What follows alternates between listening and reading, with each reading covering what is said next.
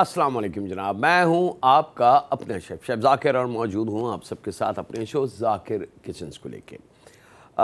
Routine से थोड़ा सा हट के आज के दो सफ़र हैं।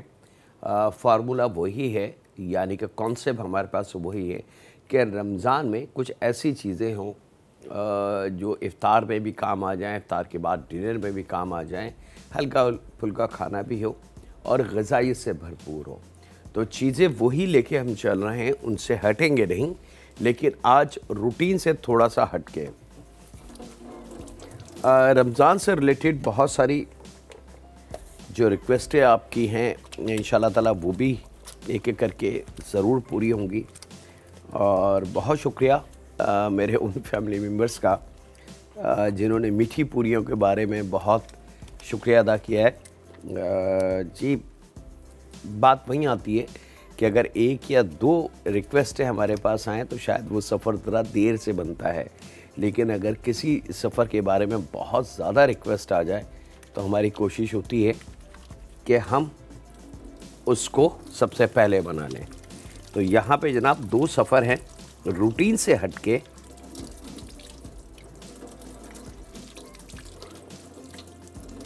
ज़रूरी नहीं कि हर चीज़ हम मिर्च मसाले की ही खाएं, और ये भी ज़रूरी नहीं कि हर चीज़ हम तली हुई खाएं। बहुत सारे ऐसी चीज़ें हैं जो हम अपनी जायके को चेंज करने के लिए चेंज कर सकते हैं। चलें जनाब, बिस्मिल्लाहिर्रहमानिर्रहीम शुरू करते हैं। पहला सफ़र मेरे पास अ वेरी स्पेशल, बहुत लाइट लंच। अभी तो खैर हम लंच कर सकते हैं, लेकिन रमज़ान में फिर ये लंच नहीं होगा। इफ्तार के बाद अगर बहुत हल्का सा डिनर की आपका मूड हो, हल्का फुल्का सा, तो ये वन ऑफ द बेस्ट सफ़र होगा।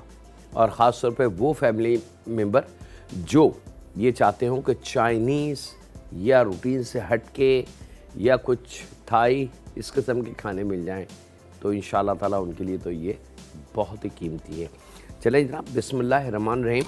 यहाँ पे 4 से 5 जबे लहसुन के हमने थोड़ा सा इनको रफली सा चॉप कर लेना है। पहले थोड़ा सा इसको कुचल लेंगे,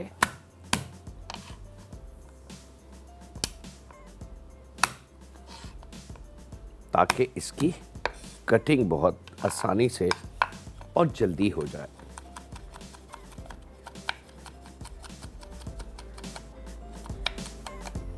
इसके लिए हमने जो चिकन का इस्तेमाल किया है वो चिकन ब्रेस्ट है। आप चाहें तो ड्रम स्टिक और थाई का भी इस्तेमाल इस सफ़र में कर सकते हैं। और यहाँ पे लहसुन के बाद मैं चिकन स्लाइस करता हूँ और आपसे ज़्यादा चाहता हूँ एक छोटे से ब्रेक की। तो मिलते हैं इन लम्हों के ब्रेक के बाद।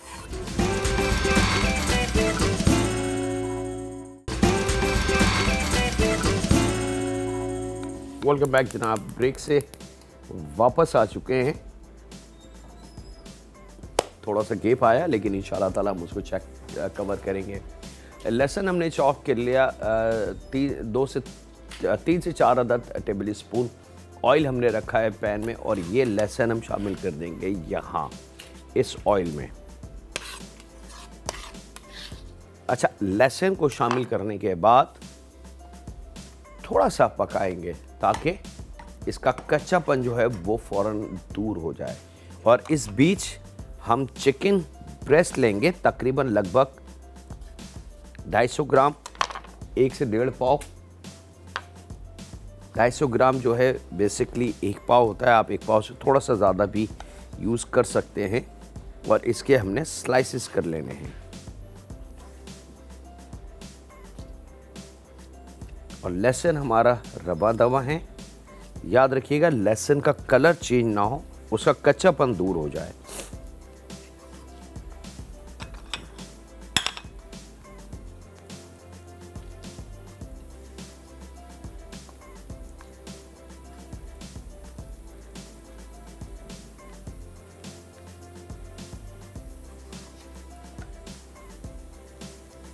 चिकन स्लाइस करने के बाद इस चीज़ का ख्याल रखिएगा, चिकन स्लाइस बहुत बड़े बड़े और बहुत मोटे ना हों। थिन स्लाइसेस हों, छोटे स्लाइसेस हों। तो चिकन ब्रेस्ट को अगर बड़े साइज़ का है तो आप उसको 3 हिस्सों में काट सकते हैं, स्ट्राइप में काट सकते हैं। और छोटा है तो 1 के 2 जैसे हमने किए। और उसके बाद जो साइज़ हम निकाल रहे हैं चिकन स्लाइस का, वो परफेक्टली हमारी मर्ज़ी का छोटा, जिसको सर्विंग करते वक्त हमें खुशी होगी। दीजिए जनाब। लहसुन हमारा यही टाइमिंग चाहिए हमें। लहसुन ये देख सकते हैं कि कलर चेंज नहीं हुआ, लेकिन अच्छी तरीके से पक चुका है। तो यहाँ अब इसमें हमने ये चिकन के स्लाइसेस जो थे वो शामिल कर देने हैं। और यहाँ पे इसको खूब अच्छी तरीके से हमने लहसुन के साथ पका लेना है। याद रखें, Korean, Malaysian, Indonesian, Thai, Chinese, Japanese, इन खानों में कॉमन चीज़ क्या है? मतलब एक बड़ी कॉमन सी चीज़ वो ये कि ये तमाम कंट्रीज़ के फॉरेस्ट के जितने खाने हैं हमारे, वो फ्रेश चीज़ों से जायके को हासिल करते हैं और उस जायके को बरकरार रखते हैं।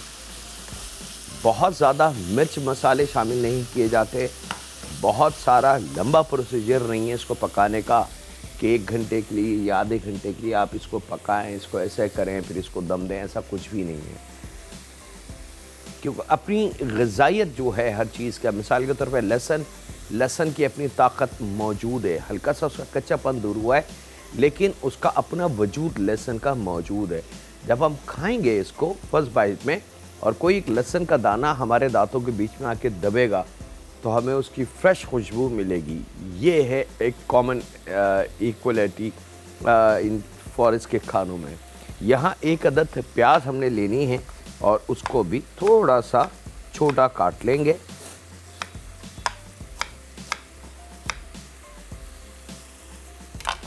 यहाँ मेरे पास ब्लैक मशरूम है।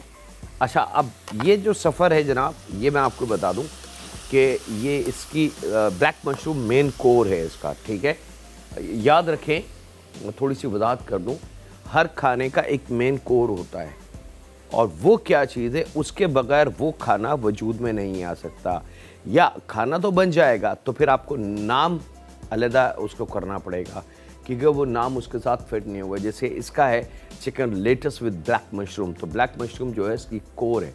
और ब्लैक मशरूम का इससे पहले भी हम आपको बता चुके हैं कि खुदा न खासा मकरूह नहीं है, हराम नहीं है, नापाक चीज़ नहीं है। हाँ, पाकिस्तान में इस्तेमाल नहीं है, पाकिस्तान में लोग इसको ना जाने पता नहीं किन किन नामों से पुकारते हैं, लेकिन यकीन माने इंटरनेशनल वर्ल्ड में, पूरी दुनिया में ये बतौर वेजिटेबल इस्तेमाल होती है और इंतहा से ज़्यादा ताकतवर है। और तमाम मशरूम की बहुत सारी पूरी फैमिली है। मेरा ख़्याल से अगर मैं गिनने की कोशिश करूं तो कोई 25-30 डिफरेंट किस्म के मशरूम हैं इस वक्त दुनिया में जो खाए जाते हैं। और उनमें सबसे महंगा मशरूम जो है वो इस वक्त मेरे हाथ में है, ब्लैक मशरूम। ये नॉर्मली आम जगहों से नहीं मिलेगा। ये बिल्कुल पापड़ की तरह ड्राई सख्त होता है। इसको जब आप नीम गर्म पानी में थोड़ी देर के लिए भिगोते हैं तो ये सॉफ्ट और नरम हो जाता है और इसको उबाला नहीं जाता, इसको तला नहीं जाता। ये बड़ा नाजुक सी वेजिटेबल है और अल्लाह ताला ने इसमें कितनी ताकत रखी है। अगर आप इसकी रिसर्च कर लें what about the black mushroom, तो आपको शायद पढ़ते पढ़ते हैरत होगी कि अल्लाह ताला ने एक बड़ी अजीब सी लुक वाली वेजिटेबल में इतनी ताकत कैसे दे दी। और कोई आपके दोस्तों में अगर कोई चाइनीज़ हो आपका, क्योंकि आजकल माशाल्लाह चाइनीज़ की बहुत सारी चीज़ें हमारे इर्द गिर्द हैं और बहुत सारे लोग चाइनीज़ लोगों के साथ बिज़नेस कर रहे हैं या चाइना आना जाना है, तो आप वहाँ से इसकी डिटेल मंगवा सकते हैं, पूछ सकते हैं, मालूमात ले सकते हैं कि ब्लैक मशरूम क्या चीज़ है और कितना कीमती है। तो आपको अंदाज़ा होगा कि ये कितना कीमती है। यहाँ पे इसको थोड़ा सा छोटा काट लें। अच्छा, एक कॉलर है, उनसे बात करते हैं। अस्सलाम वालेकुम। हेलो, अस्सलाम वालेकुम। जी वालेकुम अस्सलाम। जी सर, जाकिर साहब बात कर रहे हैं? जी जाकिर बात कर रहा हूँ जी। बहुत खुशी हुई है मुझे आपसे बात करके। मैं आपकी बहुत बड़ी फैन हूँ। बहुत शुक्रिया। आपकी जो भी मैं रेसिपी बनाती हूँ मेरी बहुत तारीफ होती है। माशाल्लाह, ये तो बहुत खुशी की बात है। सर मेरी ये रिक्वेस्ट थी कि मैंने अंडे का हलवा सीखना है आपसे, बस बाकी तो मैंने बहुत कुछ सीखा है। अंडे का हलवा, चले जी, एक अच्छी चीज़ है बच्चों के लिए, वो ज़रूर मैं शेयर करूँगा जी। बहुत शुक्रिया। अच्छा जनाब, यहाँ पे पाइनएप्पल है, तकरीबन 2 स्लाइसेस ले लें, उसको थोड़ा सा छोटा काट लें। यहाँ आपने एक चीज़ नोट की होगी कि हमने चूल्हे को बंद कर दिया था क्योंकि कुछ बातें ब्लैक मशरूम की करनी थी मुझे, तो आपके 1-2 मिनट मुझे चाहिए थे, तो मैंने अपनी कुकिंग को वहीं रोक दिया था।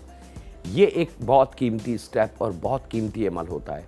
ख़वातीन इन छोटी छोटी बातों की तवज्जो नहीं करती और वो चूल्हा खुला रहता है, वो अपने दूसरे काम में मशगूल हो जाती हैं, या फ़ोन कॉल्स में, या दरवाजे को खोलने देखने, या बच्चों को देखने, और खाना कंटिन्यूटी के साथ पक रहा है। तो नुकसान ये होता है कि या तो खाना जलने के चांसेस बहुत करीब होते हैं या खाने के ओवर कुक होने के चांसेस ज़्यादा होते हैं। और तीसरा ऑप्शन, खाने में जो लिक्विड यानी कि ग्रेवी या सालन है वो एकदम ड्राई हो जाता है। तो फिर ख़वातीन क्या करती हैं कि अरे ये तो सूख गया, थोड़ा सा ऊपर से पानी डाल देती हैं और फिर इसको चलाती हैं तो बोलती हैं हाँ जी सही हो गया। तो वो तरीका थोड़ा सा गलत है क्योंकि हम अपने हाथ से अपने खाने का नुकसान कर रहे हैं। तो यहाँ पे हमने अपनी कुकिंग को इसलिए रोका था कि ना तो हम इसको जलाना चाह रहे थे, ना इसको ड्राई करना चाह रहे थे, और ना इसको ओवर कुक चाह रहे थे। हमने अपनी कुकिंग वहीं रोका, अपनी चीज़ें हमारी तैयार हुई, और जब चीज़ें तैयार हो गई तो प्याज, ब्लैक मशरूम और पाइनएप्पल, ये तीनों चीज़ें हमने एक साथ इस चिकन में जो लहसुन के साथ पक रही है उसमें शामिल कर देंगे, और इसको बहुत अच्छी तरीके से आपने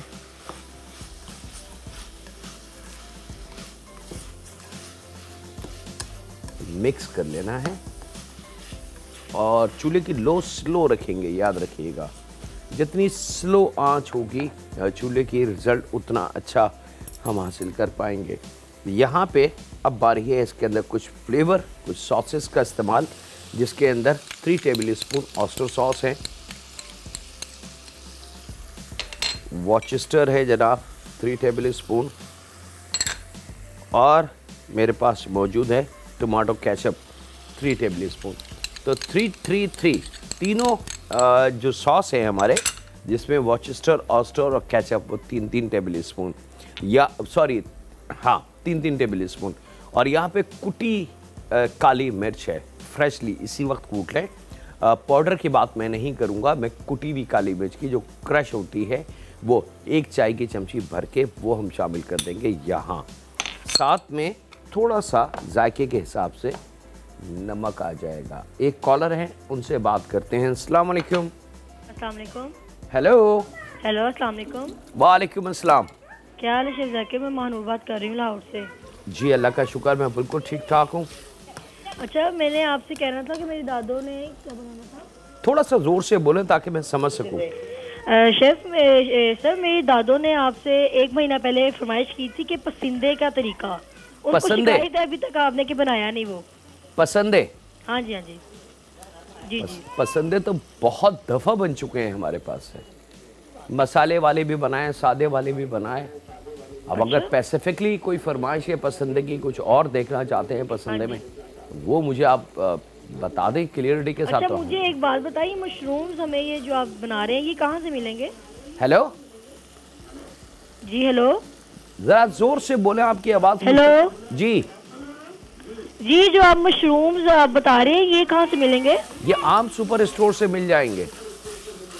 चलिए ठीक है, बहुत शुक्रिया। बहुत शुक्रिया।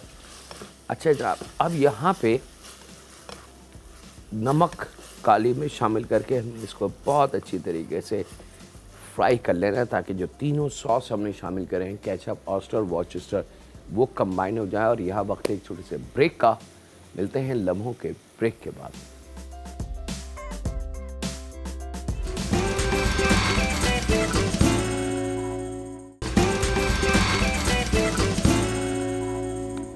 वेलकम बैक जनाब, ब्रेक से वापस आ चुके हैं। यहाँ पे अब देखिए, मैंने फिर चूल्हे को बंद कर दिया क्योंकि मैं अपने खाने को क्योंकि ये बहुत कीमती फूड बनता है। बास खाने बड़े कीमती होते हैं, उनको ओवर कुक की तरफ आप लेके जाएंगे तो उसका सारा जायका, जो फ्लेवर हम ढूंढ रहे हैं, खाना चाह रहे हैं, वो हमें नहीं मिलेगा। याद रखें। यहाँ पे 1 टेबल स्पून कॉर्नफ्लावर थोड़े से पानी के साथ हल करके रेडी करके रखें। ये आ गया। और बहुत थोड़ा सा पानी चूल्हे को दोबारा हम ऑन करके यहाँ शामिल करेंगे। जैसे ये पकने का अमल इसका दोबारा शुरू हो जाएगा। अब आप इसका कलर देख सकते हैं कि इसका कलर जो है डार्क ब्राउनिश कलर का आ चुका है। और जो फ्लेवर हमने इसको दिए थे तमाम चीज़ों को, जिसमें कुटी काली मिर्च और तीनों सॉस, नमक, वो अच्छी तरीके से उसके साथ मिल गया। और उसके ऊपर ब्लैक मशरूम का फ्लेवर ऑन टॉप आ चुका है। तो ये वो बना जायका जिसको हम ढूंढ रहे हैं अच्छे बड़े रेस्टोरेंट में। बहुत थोड़ा सा इसमें पानी शामिल करेंगे, 1/4 कप का भी आधा।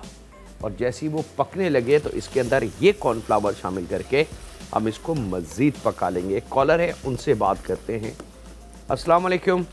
वालेकुम सलाम।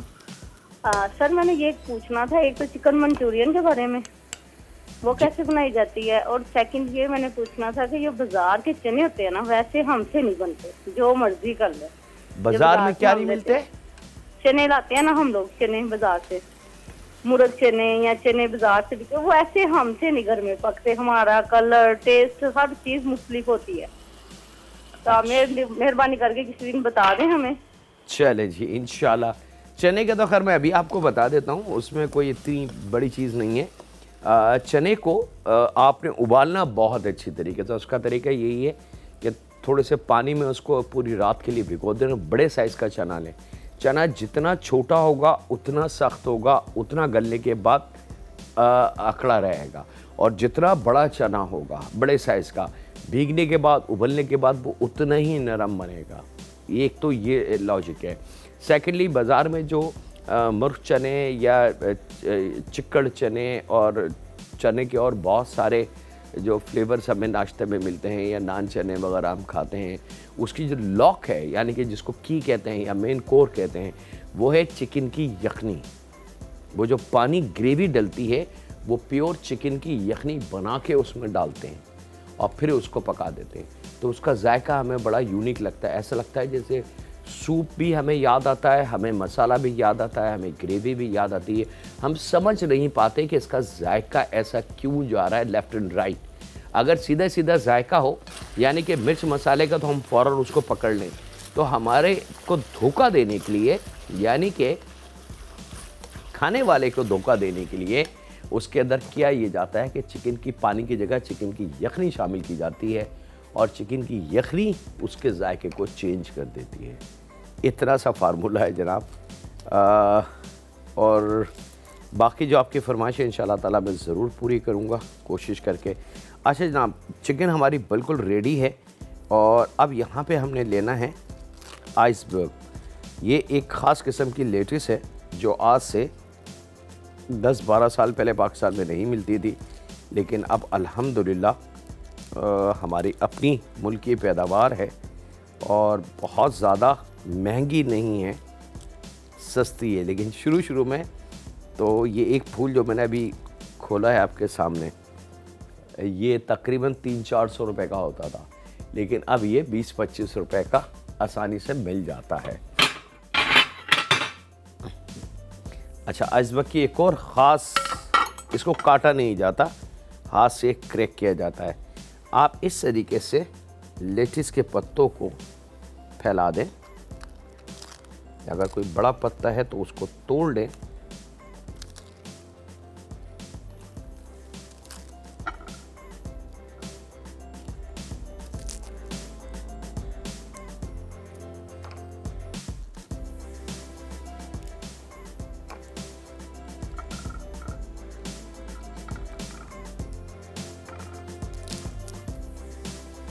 ठीक है जी। और बहुत एहतियात से अब आप देख सकते हैं कि मैं एक चीज़ और आपको दिखा रहा हूँ कि अब इसमें से ड्रॉप होने वाली कोई चीज़ नहीं है, यानी कि लिक्विड इसमें ऐसा नहीं है कि वाटरी हो, पानी की तरह बह रहा हो और बिल्कुल ऐसा लगे कि जैसे स्विमिंग पूल टाइप की चीज़ बनी हो। बिल्कुल थिक, मज़ेदार, कढ़ाई वाला लुक इसकी आनी चाहिए। और ये जब आ जाए तो उसके बाद आपने ये इसके ऊपर सर्व कर देना है और अपने मेहमानों को ऑफ़र कर देंगे इसकी। A very special chicken mushroom with lettuce आपकी तैयार है। सर्विंग लुक आप देख लें, इसका कलर देख लें, और ये लेटेस्ट इस चिकन के साथ ही खाई जाएगी। और यहाँ एक और कॉलर है जनाब, उनसे बात करते हैं। अस्सलाम वालेकुम। हेलो हेलो जी। हेलो अस्सलाम वालेकुम जाकिर भाई। वालेकुम अस्सलाम। जी मैं ये पूछना चाह रही थी, वो मुझे आलू की चिकन वाली कबाब बनाने का तरीका सिखा दें। आलू के चिकन की कबाब, आलू और चिकन की। आलू और चिकन के कबाब इंशाल्लाह जी, वो बिल्कुल लिस्टों में हैं और रमज़ान से पहले ज़रूर हम उसको बनाएं। जी आप हमारी एक बात सुनिएगा, वो बुक चाहिए आपकी। अभी तो बड़ा मुश्किल काम है, अभी तो मेरे पास ना तो बुक है, और हम कोशिश करेंगे कि अगर कुछ बुक्स हमारे पास आ गई तो हम ज़रूर आपको देंगे। इसके साथ ही वक्त ब्रेक का है, मिलते हैं लम्हों के ब्रेक के बाद।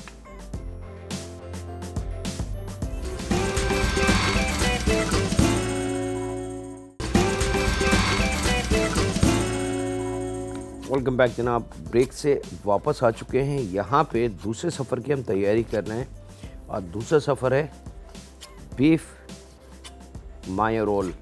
आप वेरी स्पेशल फॉर स्पेशली नन्हे दोस्तों के लिए जो स्कूल गोइंग हैं, उनको आप लंच बॉक्सेस देना चाहते हैं, तो मेरे ख़्याल से अगर इस किस्म के खाने बना के हम अपने बच्चों को दें तो उनकी नशोनुमा में खातिर खा इजाफ़ा भी हो और ताकत भी उनको मिले।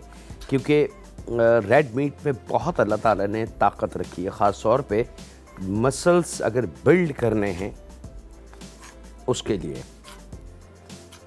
आप कहनी तो नहीं चाहिए ये बात, लेकिन अगर आप किसी एथलीट को जानते हैं या किसी पहलवान को जानते हैं, किसी रेसलर को जानते हैं, आपके करीब करीब कोई है, तो आप उनसे पूछ सकते हैं कि उनकी खुराक क्या है। तो वो जब अपनी खुराक आपको बताएंगे तो 80% उसमें वो ये ज़रूर कहेंगे कि भुना हुआ गोश्त खाता हूँ। अल्लाह ताला ने इतनी ताकत इसमें रखी है। अच्छा जनाब, यहाँ पे 1 चाय की चमची लहसुन का पेस्ट। तो बच्चों को अगर इस किस्म के खाने हम बना के दें लंच में ख़ास तौर पे, तो एक तो ये बच्चे बड़े शौक़ से इसको खाएंगे, और सबसे अच्छी चीज़ कि एनर्जी बच्चों के लिए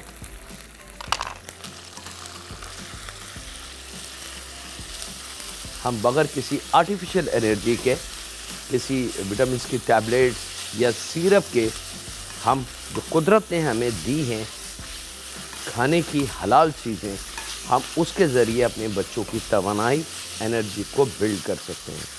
और ये इफ्तार के लिए बहुत कीमती है। इफ्तार के दस्तरखान पे यकीनन पकोड़े, समोसे, कचौरी, रोल, बहुत सारी चीज़ें हमारे घरों में बनती हैं। थोड़ा सा अगर ये भी बना लें तो आपको अंदाज़ा होगा कि वाकई कितना कीमती है। बीफ को खूब अच्छी तरीके से आपने फ्राई कर लेना है। बीफ अंडर कट याद रखिएगा लेना है। 1 अदद प्याज,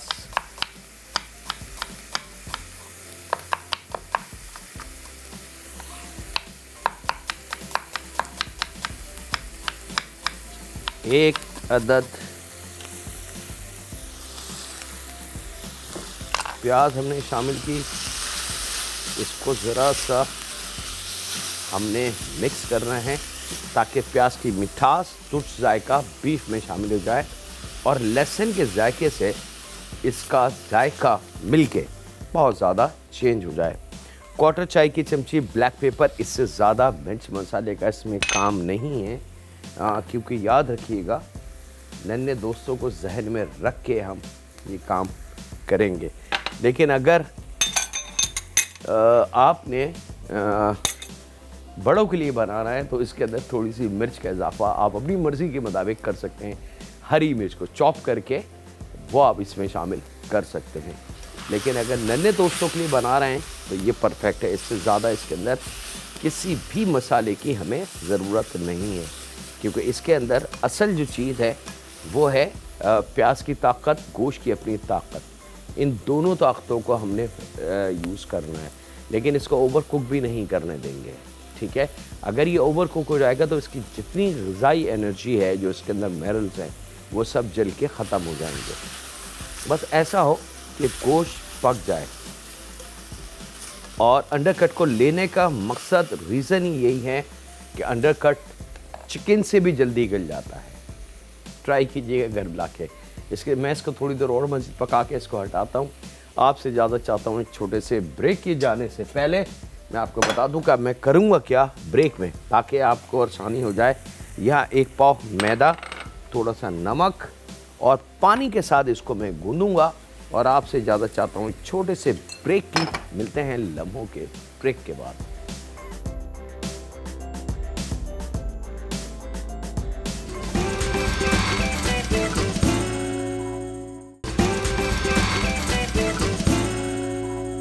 वेलकम बैक जनाब। ब्रेक से वापस आ चुके हैं। इस पे मैंने इसलिए आपको डिटेल नहीं बताई क्योंकि ये एक आम सा काम है जो हमारे घरों में रोज़ाना की बुनियाद पे होता है। रोटी और चपाती का आटा, यानी कि थोड़ा सा नमक, पानी और आटे को गूंद लें। आटे की जगह हमने मैदे का इस्तेमाल किया है। सिंपल ये चेंज है, बाकी तरीका वही है जैसे हम गूंदते हैं।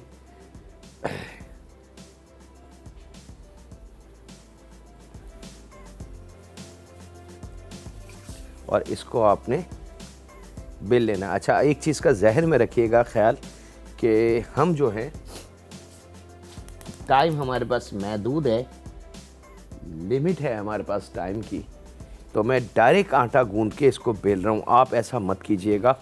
आप इसको तकरीबन आधे घंटे का थोड़ा सा रेस्ट दीजिएगा आटे को, ताकि आटा बहुत अच्छी तरीके से मैदा तैयार हो जाए, सॉफ्ट हो जाए। मैं सिर्फ इल्म को सिखाने के लिए आपको डायरेक्ट इसको गूंद के बेल के और डायरेक्ट पका रहा हूँ, ताकि आप समझ जाएं कि हमने बीफ मायो रोल कैसे बनाने हैं। और इफ्तार के लिए बहुत कीमती हैं, बच्चों के लंच के लिए बहुत कीमती हैं। स्कूल गोइंग जो बच्चे हैं, रात को आपने ये बीफ बना के रख दें और सुबह आपने सिर्फ ये रोटियां बेलनी हैं और पैक करना है और बच्चों के लंच बॉक्सेस में। सिंपल, ठीक है जी।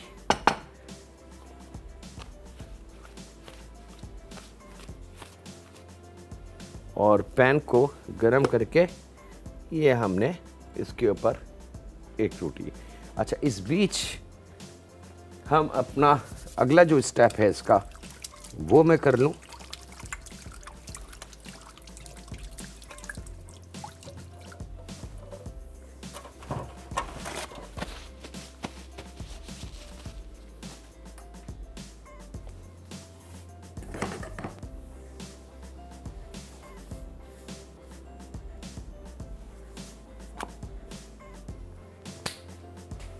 यहाँ पे मेरे पास मौजूद है आइसबर्ग, इसको बारीक काट लेंगे थोड़ी सी, और रोटी हमारी तैयार हो गई जाए।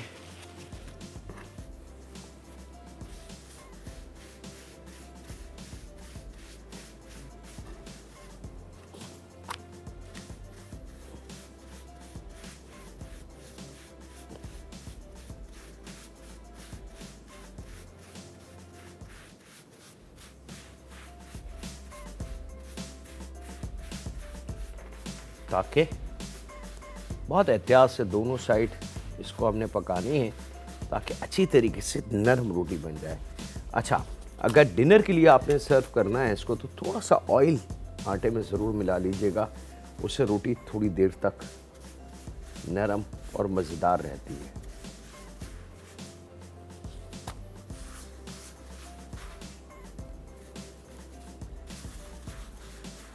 ये जो मैं अमल कर रहा हूँ, इसके लिए आप कपड़े का इस्तेमाल कर सकते हैं, ये टवाल का इस्तेमाल कर सकते हैं। लीजिए जनाब, रोटी हमारी बिल्कुल रेडी चूल्हे को हमने बंद कर देना है। यहाँ पे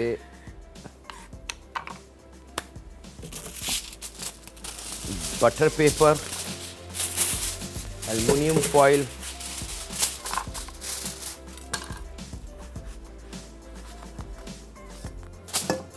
ये रोटी आ गई।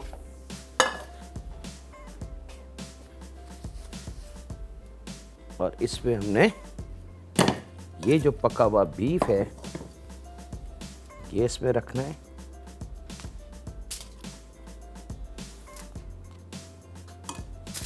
इसमें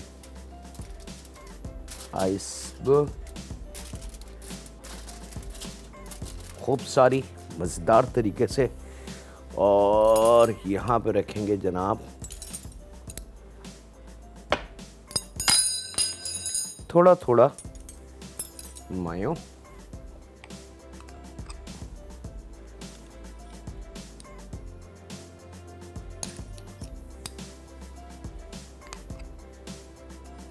आप चाहें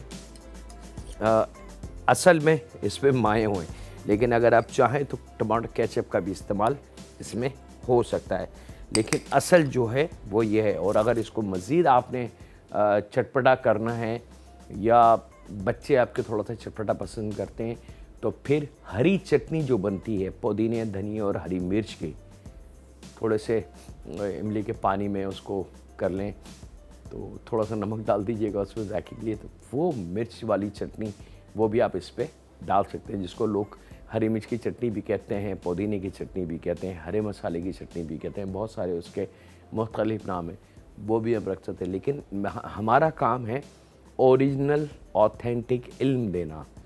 अब चेंजिंग आपका अपना काम है, जायके को तेज़ करना या नमक तेज़ करना या मिर्च तेज़ करना वो आपका काम है, आप अपने जायके के हिसाब से इसको कर सकते हैं। लेकिन हम आपको जो ओरिजिनल वर्क है वो आपको बताएंगे। आपके सामने हमने मैदा आटा गूंदा, रोटी बनाई, बीफ काटा, सारी चीज़ें पकाई और तैयार करके यहाँ पे ये हमारे पास रोल बिल्कुल परफेक्टली रेडी है। इसको हमने फोल्ड करना है और यहाँ पे एहतियात से आपने, अब ये रोल रेडी है हमारे नन्हे दोस्तों के लंच बॉक्स में जाने के लिए। इवन कि अगर दोस्तों की यंगस्टर मेरे नन्हे दोस्तों की कोई पिकनिक पार्टी हो तो उसके लिए भी ये आप दे सकते हैं। एक और फ़ायदा है इसका, एल्युमिनियम फॉइल में पैक करके आप रखें और अगर 3-4 घंटे बाद किसी ऐसे पिकनिक, किसी ऐसे स्पॉट पे कि जी वहाँ गर्म करने की या इलेक्ट्रिक ओवन या माइक्रोवेव या इस किस्म की कोई सहूलत नहीं है, तो ये गर्म कैसा होगा? थोड़ी सी आग, लकड़ी जला के और उसके ऊपर कोई जाली या कोई चीज़ रखे, ये रोल अगर आप ऐसे करके ऊपर रखेंगे तो ये ओरिजिनल गर्म हो जाएंगे। और उसके बाद आपने इनको नन्हे दोस्तों को सर्व कर देना है या अपने मेहमानों को। ये आप देख सकते हैं, ये इसकी लुक आ गई मिर्च मसाले के बग़ैर, और इतना मज़ेदार और फुल ऑफ प्रोटीन से भरपूर फूड आपका रेडी है जनाब। इसके साथ ही वक्त है आपसे इजाज़त लेने का, अपने घर वालों का, दोस्तों का, बुज़ुर्गों का, बच्चों का और बेटियों का बहुत ज़्यादा ख्याल रखें और दुआ करते रहें उस खालिक मालिक, उस परवरदिगार से जो हमारा रब है, जिसने हमें अब रमज़ान की खुशखबरी सुनाई। ऐ रब, बस हम तुझसे इल्तिजा करते हैं कि अगर तूने हमारे दिन पूरे कर दिए तो थोड़ी सी उनमें मोहलत दे कि हम रमज़ान में गिड़गिड़ा के तुझसे अपने लिए माफ़ी मांग सकें। ऐ रब, हमें हमारे रमज़ान अता फरमा ताकि हम तुझे राज़ी कर सकें। रहम फरमा हम पे, हमारे माँ बाप पे, हमारी औलाद पे, हमारी बेटियों पे, क्योंकि तू रब है, तू बेहतर करीम है, तू बेहतर रहीम है। अल्लाह हाफ़िज़ सुनने के बाद।